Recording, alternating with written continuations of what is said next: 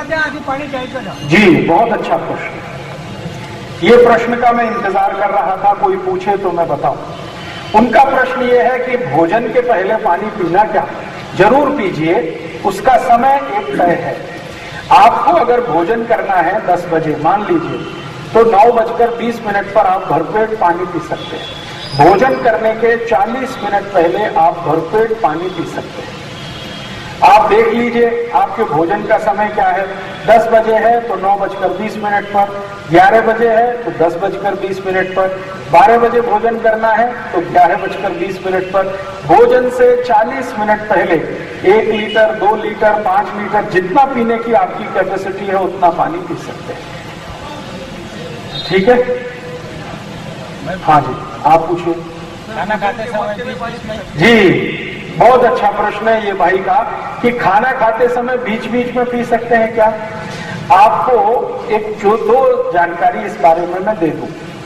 अगर आपके शरीर में कोई बहुत गंभीर बीमारी है, जैसे मैं नाम से बताता हूं, एक बीमारी आती है जिसको मूढ़व्याध कहते हैं। इसी का एक छोटा सा स्वरूप है जिसको बवासीर भी कहते हैं, और सबसे खतरनाक स्वरूप में ये बीमारी आती है तो भगंदर हो जाता है। तो बवासीर, मूढ़व्याध और भगंदर, ये तीनों बीमारी किसी के भी हैं तो उसको भोजन के बीच बीच में पानी पीने की अनुमति है। ध्यान से सुनिएगा, जिसको बवासीर, मूढ़व्याध, भगंदर, ये तीनों बीमारियां में से कोई भी एक या 2 या तीनों एक साथ हैं, आयुर्वेद ने ऐसे व्यक्ति को भोजन के बीच बीच में पानी पीने की सलाह दी है। अब आप देख लीजिए कि अगर इनमें से तीनों में से कोई बीमारी है तो आप बीच बीच में पानी जरूर पी सकते हैं, लेकिन अगर ये तीनों बीमारियां नहीं है तो गलती से भी बीच में पानी मत पीजिए, नहीं तो ये तीनों बीमारियां आएंगी। आप जानते हैं ये मूढ़व्याध, बवासीर और भगंदर, ये तीनों शुरू होते हैं कोष्ठबद्धता से, मलबद्धता से। बहुत दिन अगर आपको पोट साफ नहीं होगा तो यही बीमारियां शुरू होंगी, बवासीर, मूढ़व्याध और भगंदर। ज्यादा दिन जिनको कॉन्स्टिपेशन रहता है, मलबद्धता, कोष्ठबद्धता रहती है, उन्हीं को ये तीनों बीमारी आती हैं। और मलबद्धता होने का सबसे बड़ा कारण है पानी पीना भोजन के बाद। इसलिए अगर आपको है बवासीर, मूढ़व्याध, भगंदर तो जरूर पी लीजिए, लेकिन नहीं है तो मत पीजिए। एक और विकल्प है, लेकिन वो कभी कभी रोज के लिए नहीं। वो क्या विकल्प है? अगर आप भोजन में एक से ज्यादा अन्न खा रहे हैं, एक से ज्यादा अन्न खा रहे हैं मतलब ज्वारी की भाकरी भी खा रहे हैं और भात भी खा रहे हैं, 2 अलग अलग अन्न हैं। आप गेहूं की रोटी भी खा रहे हैं और भात भी खा रहे हैं, तो गेहूं और भात माने चावल 2 अलग अलग अन्न हैं। तो आयुर्वेद ने ये कहा है कि कहीं विशेष परिस्थिति में एक से ज्यादा अन्न खाने वाले लोगों को बीच में पानी पीना चलता है, लेकिन कब एक अन्न की समाप्ति आपने की और दूसरा शुरू करने वाले हैं, दोनों के जंक्शन पॉइंट पे, मतलब ज्वारी की भाकरी तो खा ली, अब आप भात खाना शुरू कर रहे हैं, तो भाकरी खाने के तुरंत बाद और भात खाने से पहले 1 घूंट पानी पी सकते हैं। गेहूं की रोटी खा ली, अब भात खाने की तैयारी कर रहे हैं, तो गेहूं की रोटी खाने के बाद और भात खाने से पहले 1 घूंट पानी पी सकते हैं।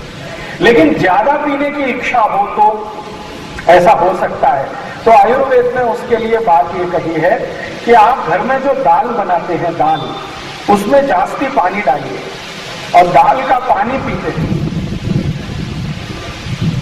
आपको सादा पानी पीने से निषिद्ध किया है आयुर्वेद ने, लेकिन दाल के ऊपर का पानी आप चाहे उतना पी सकते हैं। तो आप भोजन करने के लिए बैठे हैं और आपको आदत है कि हम तो बिना पानी के तो खा ही नहीं सकते, तो आप पानी दाल का लेके बैठिए। मूंग की दाल बनाइए, पानी जास्ती डालिए, दाल अलग रखिए, पानी गिलास में निकाल के उसको खाने के साथ पीते रहिए। तो आप बोलेंगे इसमें कोई तकलीफ नहीं, इसमें तकलीफ नहीं है, क्योंकि कल मैंने आपको ये जानकारी दी थी कि पानी जिस चीज में मिला दिया उसी का गुण धारण करता है। दाल का पानी में दाल का गुण है, पानी का नहीं। इसलिए दाल का पानी आप चाहे तो 1 गिलास 2 गिलास भी पी सकते हैं, लेकिन सादा पानी पीने के लिए आयुर्वेद ने मना किया है। दाल का पानी तेजी से लिया तेजी से तो बिल्कुल नहीं पीना, तेजी से कभी भी कोई द्रव नहीं पीना, पानी ही नहीं। मैंने आपको एक नियम बताया कल, आयुर्वेद के भागवत जी का लिखा हुआ सूत्र कि पानी घूट घूट भर के पीना, ये नियम आप सभी द्रव पदार्थों पर लागू कर दीजिए। दूध पीना हो तो भी घूट घूट करके पीना, रस पीना है तो भी घूट घूट भर के पीना, ताक पीनी है तो भी घूट घूट भर के पीना। माने जिस वस्तु में पानी मिला हुआ है वो सभी को घूट घूट भर के पीना। दाल का पानी भी पीना है तो भी घूट घूट भर के पीना, सिर्फ भर के ही पीना, वही आपके लिए सबसे ज्यादा अच्छा है। दाल का पानी बूढ़े लोगों को बराबर नहीं होता है। कुछ दाल का पानी, जैसे उड़द की दाल का पानी अगर बूढ़े लोग पिएंगे तो उनको बहुत तकलीफ करेगा, लेकिन वही बूढ़े लोग मूंग की दाल का पानी पिएंगे तो बहुत उनके लिए फायदे कारक होगा। इसी तरह हाँ, मूंग की दाल का, तुअर की दाल का नहीं, मूंग की दाल का पानी सबसे अच्छा है बूढ़े लोगों के लिए। उसके बाद दूसरे नंबर पर जो सबसे अच्छा दाल का पानी है वो मसूर की दाल का पानी। तो बूढ़े लोगों के लिए जिनकी उम्र 70 वर्ष के ऊपर हो गई है, वो कितनी भी ऊपर हो, उनको अगर पानी ज्यादा पीने की जरूरत पड़े तो मूंग की दाल नंबर 1 और मसूर की दाल नंबर 2। तुअर की दाल जितना कम खाएं उतना अच्छा है, उड़द की तो कभी भी ना खाएं, वही अच्छा है।